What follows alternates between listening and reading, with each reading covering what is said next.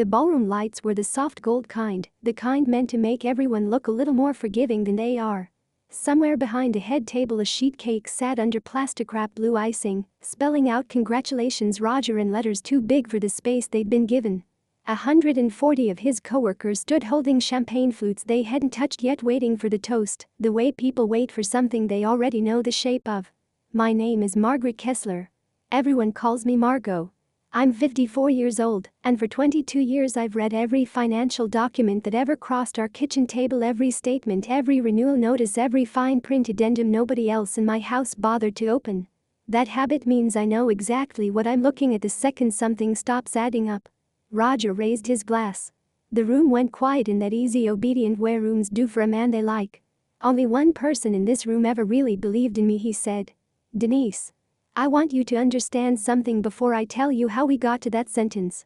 By the time the cake was cut that night I had already made 3 phone calls. By morning the marina would call him twice, and neither call would go the way he expected. I smiled. I clapped along with everyone else. I set my flute down on the white tablecloth without finishing it. I want to tell you how a woman becomes invisible enough that her own husband forgets whose name is actually on everything. Welcome back to Calm Destruction Stories. This one's for anyone who's ever been the name on the paperwork, but never the name in the toast, the one who did the quiet, unglamorous work of holding a marriage or a family together, while somebody else stood up and took the bow. If that's you, tell me where you're watching from tonight.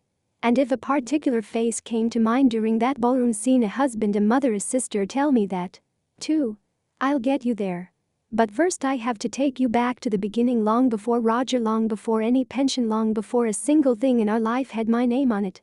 I've been a commercial insurance underwriter for 26 years, and for most of that time my specialty has been fraud pattern review. That means I'm the person who sits with a claim after everyone else has signed off on it and asks the question nobody once asked. Does this actually hold together? I check dates against dates. I check signatures against the last 10 signatures on file. I trace where money actually moved, not where the paperwork says it moved. Years ago, early in my career, a contractor filed a claim for storm damage to a warehouse roof. Everyone above me had already approved it. I read it twice because that's what I do, and I found it the damage date on the claim was 11 days before the policy's effective start date. 11 days. Nobody else in that office had caught it. I didn't raise my voice about it. I didn't need to. I put a sticky note on the file with the 2 dates circled and walked it back to my supervisor, and that was the end of the conversation. People who don't know me well sometimes read that steadiness as passive. It isn't. I don't yell because I've never needed to. I gather what's true and then I wait for the moment it matters. At home, Roger has always been the face of things. He's the one who remembers a name from 3 parties ago, who gets invited to golf with men 20 years younger than him, who can walk into a room of strangers and leave with 2 new friends. I was always the one who knew where things actually were, which drawer held the deed, which folder held the insurance, which account the mortgage came out of on the 4th of every month. That habit of knowing where things were is exactly what built the next 20 years of our marriage. It is also I'd come to learn exactly the thing Roger stopped noticing. The year Roger's marine supply business nearly folded, he came home and told me the bank needed a co-signer, or the whole thing would close in 90 days. He said it the way he said most hard things, lightly, like it was a detail rather than a cliff edge. I didn't ask him to sit down and walk me through the numbers. I sat down myself, pulled the loan documents, read every page twice, and signed where I needed to sign. 3 weeks later he was telling coworkers over drinks that the business had weathered the storm, and I don't think it ever occurred to him to mention whose signature had kept it standing. At family dinners there was a joke that got repeated so often it stopped being funny and just became true. Dad has the ideas, Mom has the paperwork. People would laugh. I would laugh too, because what else do you do with a sentence that accurate? If I had to name what was actually happening in our house, I'd call it the ledger nobody else could read. I was the only one who understood what our life was actually built on, which accounts carried which risks, which years we'd nearly lost the house, which decade of quiet decisions had made the comfortable version of our life possible. Everyone else simply enjoyed the results. Roger enjoyed being the man people admired at work, charming in meetings, remembered at conferences, the guy who always had an idea worth hearing. And somewhere along the way he came to believe that what I did wasn't a skill at all. It was just what wives did. Not a partnership. Not something that required a thank you or even really required noticing. I don't say that with bitterness now, or at least not only with bitterness. I say it because it's true and because I let it be true for a very long time. There's a particular kind of arithmetic a woman does in a marriage like that. You tell yourself that being needed is close enough to being loved because being needed is at least something you can measure. You can point to the loan you co-signed, the storage of every tax document, the fact that the light stayed on. Being loved is harder to measure, so you let the thing you can prove stand in for the thing you can't. I told myself being needed and being loved were close enough. For 18 years I believed that. I want to be honest with you about something else too, because I think it matters for anyone listening who's counted the years the way I have. 18 years is a long time to build a life on a substitution like that. It's long enough to raise the belief into something that feels like fact, something you defend to anyone who questioned it, including yourself. That belief held right up until the first time I caught Roger lying about something small enough that I almost let it go. I was reconciling the shared card the way I do on the 3rd of every month, matching each line against the calendar in my head, when I found a charge for $211 at a restaurant called the Fennel Room, in a town 2 hours north of Roger's office. The date was a Thursday. On that Thursday, Roger had told me he was working late at the marina office going over inventory with his manager and that he'd grab something small on his way home. I didn't say anything. I wrote the date down on a sticky note and put it inside my planner the same way I'd once circled 2 dates 11 days apart on a contractor's claim. I told myself it was probably nothing. A client dinner that ran long, a colleague's expense he'd covered and would explain later. I've built a career on not jumping to conclusions before I have enough of them to stand on. A week after that, I was folding laundry in the hallway outside his office when I heard him on the phone, and it stopped me the way a wrong note stops you in a song you know well. His voice had a warmth in it I hadn't heard directed at me in years, easy and unguarded, the voice of a much younger version of him. I caught a name through the door. Denise. At dinner that night I asked casually who Denise was. He barely looked up from his plate. Someone from the regional office, he said. Nice woman. Good with the vendor accounts. He said it the way you'd mention a coworker you'd never think twice about, and maybe at that point he genuinely believed that's all it was. I want you to understand what I was doing in my head while he said that. I wasn't imagining the worst. I was doing what I do for a living. I was building a small quiet file. One dinner receipt 2 hours from his office on a night he said he was somewhere else. One name said with a warmth that didn't match the job title attached to it. Separately, either detail meant nothing. Together they were the beginning of a pattern, and I have never in my professional life ignored the beginning of a pattern. I didn't confront him. I didn't ask a single follow-up question. Instead, when the credit card statement closed out that month, I paid it in full the way I always did, the way I'd paid every statement for 22 years without missing a due date once. I didn't say a word about the Fennel Room. I didn't say a word about Denise. I just kept paying, and I kept the sticky note. That silence became a habit. And in this family, habits are exactly how the next betrayal manages to hide in plain sight. A few weeks after that, Roger came home and mentioned almost as an aside while he was hanging up his jacket that he'd found a good deal on a storage unit near the marina, something small to keep the boat gear organized so it wasn't cluttering the garage. He said his business credit was still tied up from the loan I'd co-signed years before, so would I mind putting the unit in my name? It would just be easier that way, he said, one less thing for him to sort out with the bank. I didn't think twice. I filled out the application that weekend, gave my license, my signature, my name on the lease the same way I'd put my name on the loan, the same way I'd put my name on 100 small necessary things over the years, because I was the one whose paperwork was always in order. It felt like nothing. It felt like every other Tuesday of our marriage. Around that same time, I was going through the joint statement and found a new line item I didn't recognize. A marina slip fee paid monthly for a boat I had never heard him mention. I assumed at first it was a clerical error, some fee attached to his business account that had bled onto the personal side. I made a note of it. I didn't ask him about it yet because by then I'd learned that questions I asked too early tended to get smoothed over before I had enough to actually stand on. I wanted the whole picture before I said a single word. I'll tell you something, if you don't mind me stopping here for a second. If you've ever paid for something you didn't fully understand because someone you loved asked you to, and you trusted them enough not to ask why, tell me in the comments how long it took you before you finally started asking. For me, it took longer than I'm proud of. I think somewhere underneath the confidence I've always had at work, there was a part of me that didn't want to know yet what I was looking at. So I didn't confront him about the slip fee. I didn't mention the storage unit again after I signed the paperwork. I filed both facts away in the same place I filed the receipt from the Fennel room and the warmth in his voice on that phone call, and I told myself I was simply being careful the way I would be careful with any claim that hadn't fully resolved itself yet. What I decided sitting at the kitchen table with that statement in front of me was that I would do exactly what I do at work when a file doesn't add up and I don't yet have enough to act on it. I would watch. Not confront, not accuse, not ask the questions that would let him know I was paying attention. Just watch the way I've watched 100 claims quietly reveal their own inconsistencies over time, if you give them enough rope and enough patience. Watching patterns is the whole of what I do for a living. And the very next pattern I noticed didn't involve Roger at all. It involved someone I loved far more than I had ever loved him.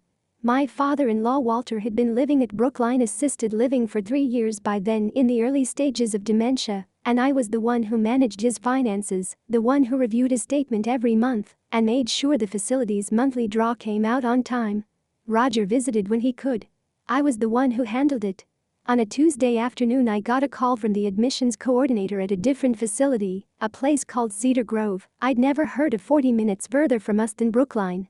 She was warm and a little apologetic, and she said she just wanted to confirm the transfer paperwork before Walter's first week ended, since she hadn't yet received my signature on the updated care plan.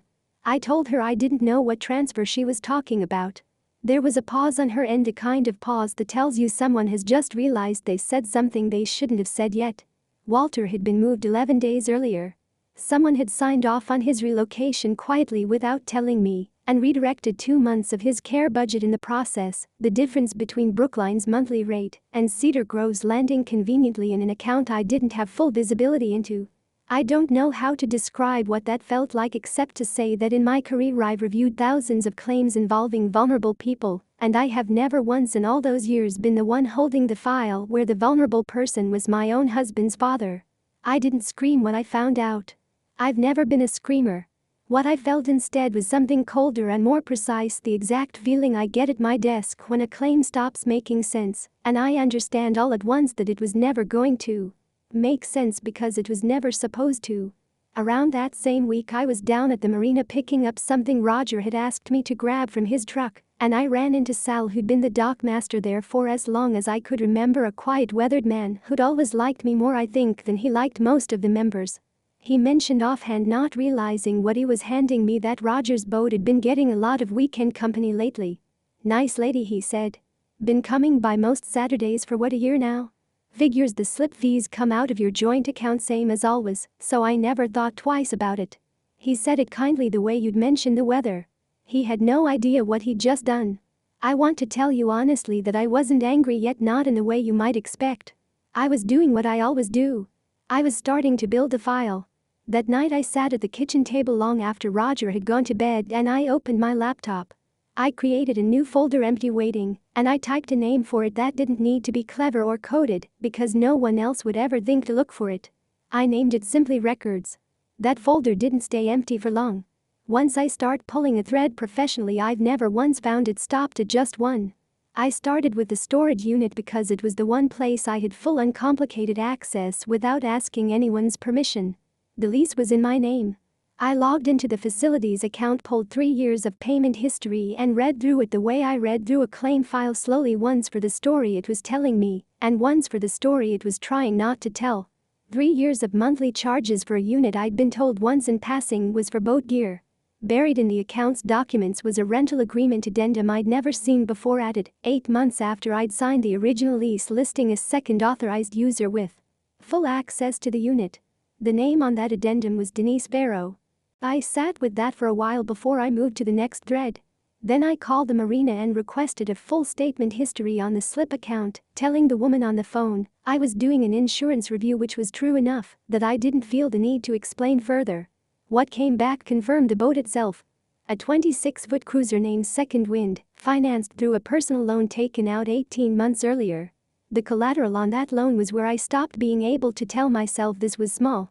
The loan had been secured against the equity in a rental property on Larchmont Avenue, a duplex I had inherited from my aunt 11 years earlier, the deed transferred to me alone, no joint ownership, no co-signature required or given. I pulled the original deed from our files and read the language twice the way I'd read the 11-day discrepancy on that contractor's claim all those years ago. Then I drove to the county recorder's office myself and requested a certified printout of the property record because I have never once in my career trusted a document I hadn't verified against its source. The printout matched the deed exactly. Sole owner: Margaret A. Kessler. No amendments, no additions, no joint tenancy filed at any point in 11 years. Roger had taken out a loan against a piece of property that was in every legal sense that mattered mine, and used it to buy a boat for a woman who now had her own key to a storage unit that was also in every legal sense that mattered mine. He had built an entire second life quietly over 3 years using my name, my signature and my inheritance to fund it without once believing he needed to ask. I sat in my car in the county parking lot for a long time after that, the printout on the passenger seat beside me, and I understood something with a clarity I hadn't had before. This wasn't a betrayal I could feel my way through. It was a betrayal I could prove document by document, the same way I'd proven 100 fraudulent claims that other people had assumed would never be caught. Knowing what I owned was one thing. Knowing exactly how to use that knowledge without losing my composure was going to be the harder part. I made an appointment with an estate attorney named Priya Anand, a sharp, unhurried woman who'd handled the paperwork on my aunt's estate 11 years earlier and still remembered the details of that file better than I expected anyone to. I laid everything out for her the way I'd lay out a claim for a supervisor. The deed, the loan documents, the storage addendum, the marina statements. She read through all of it without interrupting, and when she finally looked up, she said it more simply than I thought a lawyer would. Because the equity behind that loan had never been legally transferred out of my name, and because the storage unit's lease and its contents were mine by contract, I had full legal authority to close both accounts and revoke Denise Farrow's access to either one at any time, without needing Roger's signature or his consent.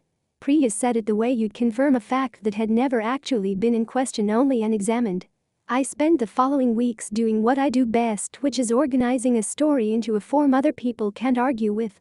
I printed 3 years of storage statements. I printed the deed and the county recorder's confirmation. I printed the marina's slip account history, and I wrote down in my own handwriting the exact date Sal had mentioned Denise's weekend visit starting, because a spoken detail is worth far less than a dated one. I put all of it into a single folder, physical this time, not just the empty one on my laptop, and I chose my timing deliberately. Roger's retirement was 6 weeks away. I decided that whatever I did, I would do it in a way that landed cleanly once, rather than messily and repeatedly. The way a fraud case falls apart when you tip your hand too early and let the other side start covering their tracks. While I built that folder, Roger built something else entirely. He spent those 6 weeks talking about his retirement speech at dinner, at breakfast, on the phone with his brother, running lines by anyone who'd listen.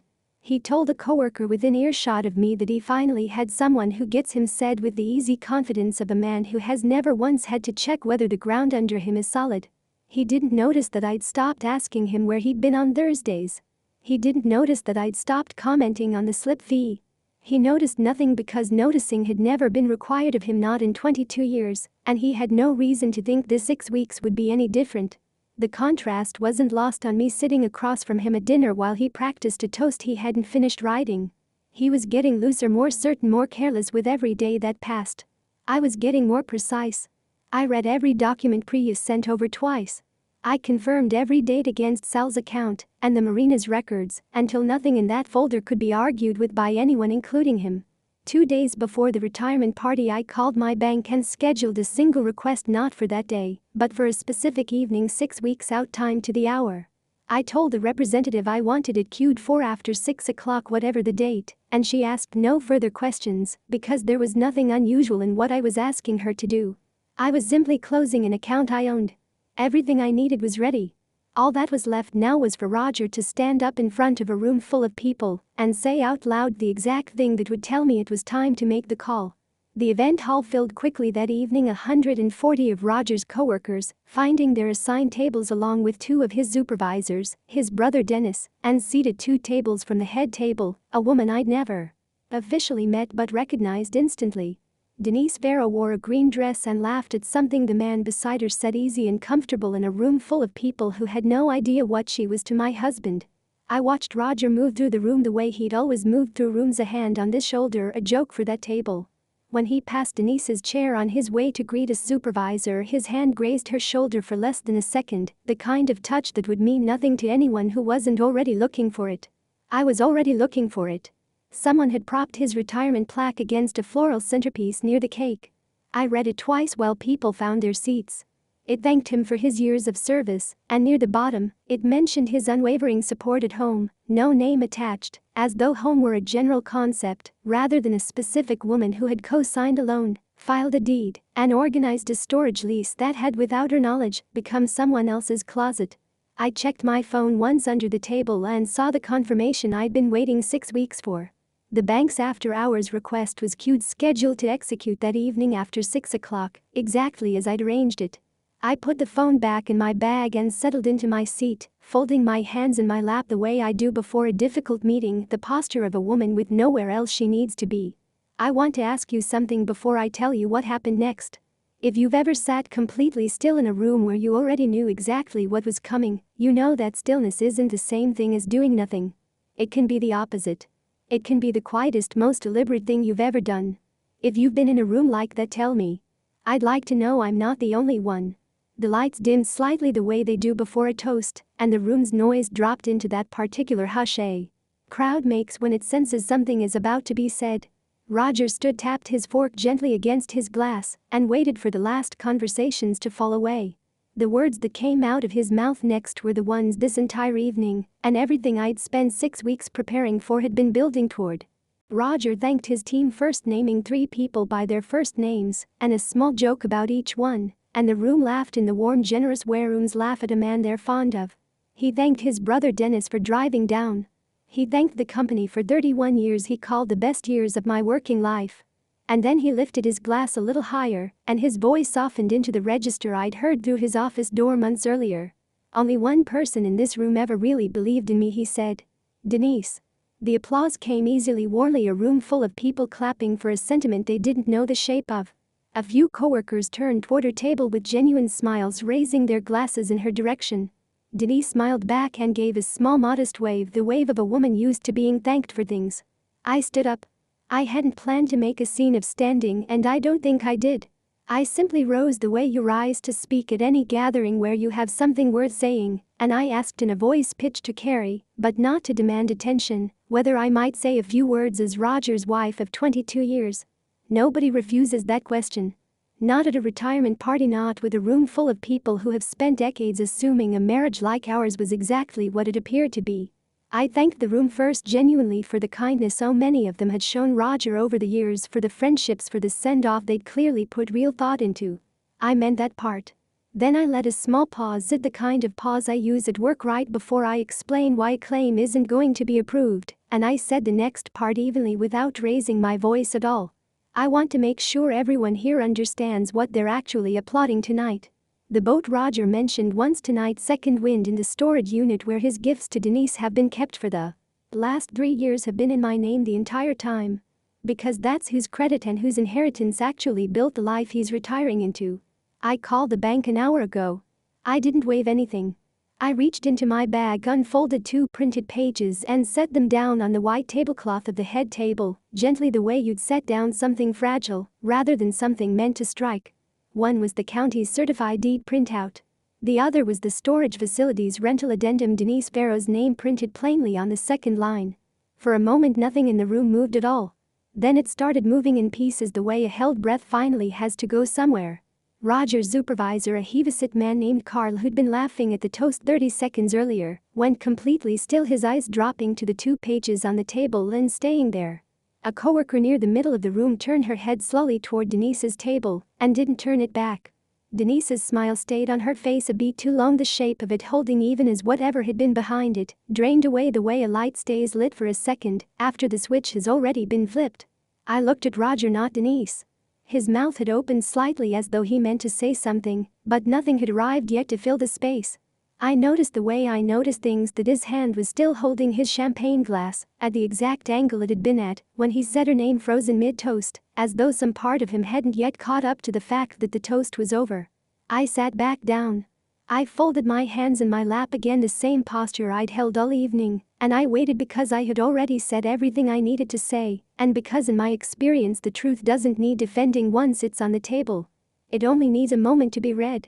Somewhere behind me I heard a chair scrape against the floor, quick and unsteady, the sound of someone standing up faster than the room's rhythm allowed.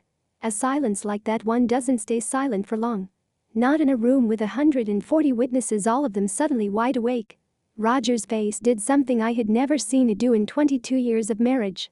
Confusion moved across it, first the particular confusion of a man trying to work out whether he'd heard something correctly, and then when he understood he reached for the only tool he'd ever needed in a room full of people. He tried to laugh it off. "Margo," he said, glancing around at the tables near us, "this isn't the place."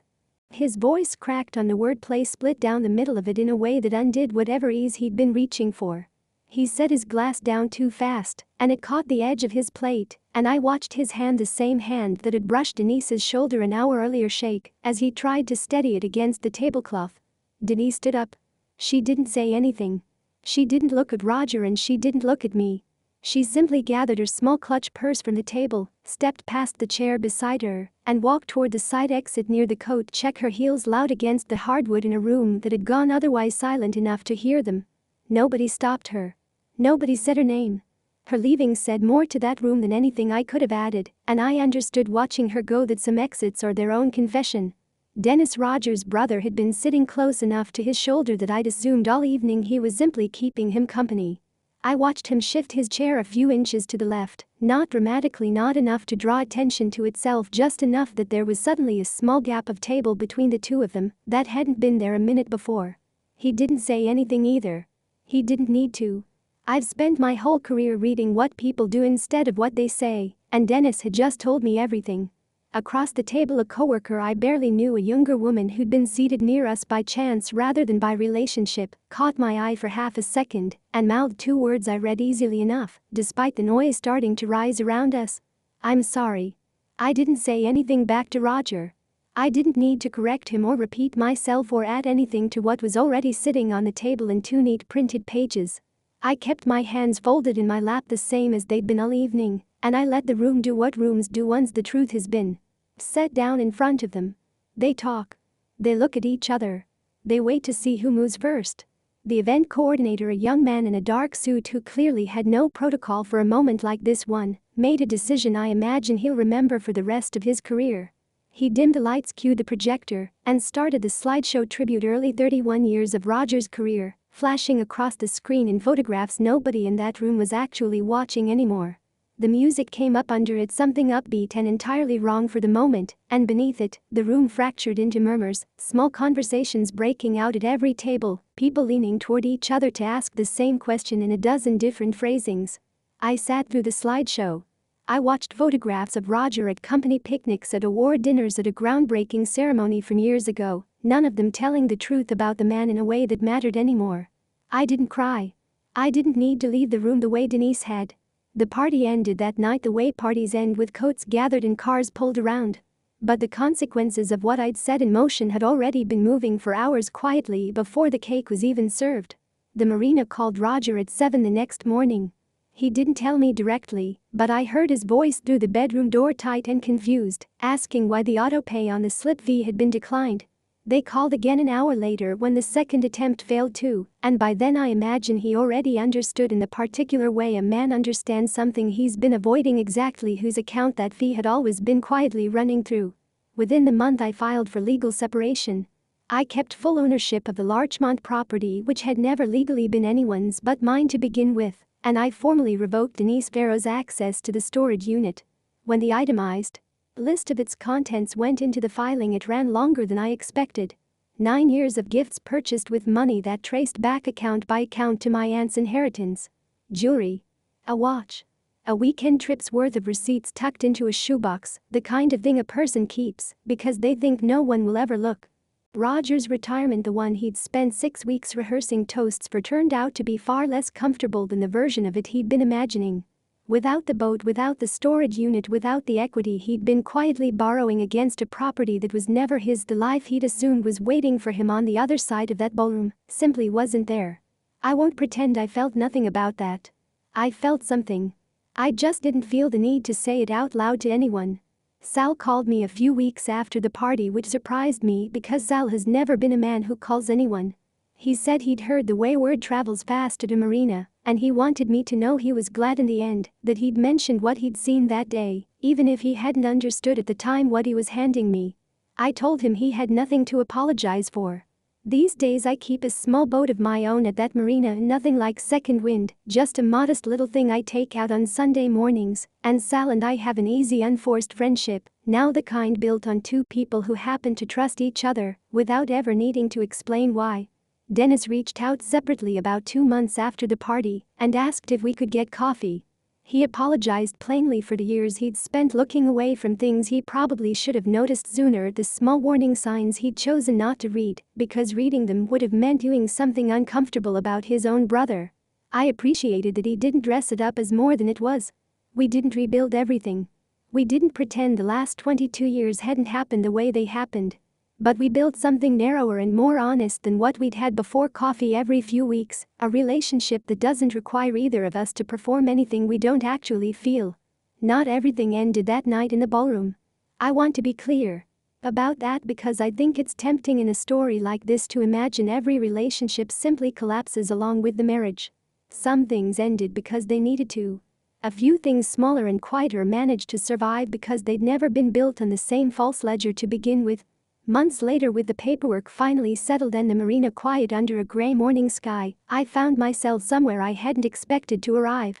Somewhere that felt for the first time in a long time entirely mine. I've had a long time to sit with what I actually learned from all of it, and it comes down to something simpler than I expected. Being needed was never the same thing as being chosen. For 22 years I let the first one stand in for the second because it was so much easier to measure what I was needed for than to ask the harder question of whether I was actually loved for who I was apart from everything I made possible. I think about that difference now on Sunday morning, sitting on the small deck of my own boat, coffee going lukewarm in my hand, while the marina wakes up slowly around me. It isn't much of a boat. It doesn't need to be. What matters to me is the paperwork folded in the drawer below deck, the registration, the insurance, the title, every line of it carrying only one name. Mine. Nobody else's name attached to anything I own, nothing I have to quietly explain away or file under someone else's convenience. If there's one thing I want you to take from this, it's that composure was never the absence of a reckoning. It was only its delivery. Every calm year I spent paying off statements and filing deeds and saying nothing at family dinners wasn't me failing to notice what was happening to me. It was me building the case one document at a time for a truth I intended to tell exactly once, clearly and without needing to raise my voice to be believed. I don't know everyone's story who's listening to this, but I suspect some of you know exactly what it feels like to be the one who handles things, the name on every account, the person everyone assumes will simply absorb whatever comes next. If this reminded you of someone in your own family, the one who was always the one handling it, tell me about her in the comments. And if you've ever been her yourself, go ahead and subscribe because these stories, all of them, are for you.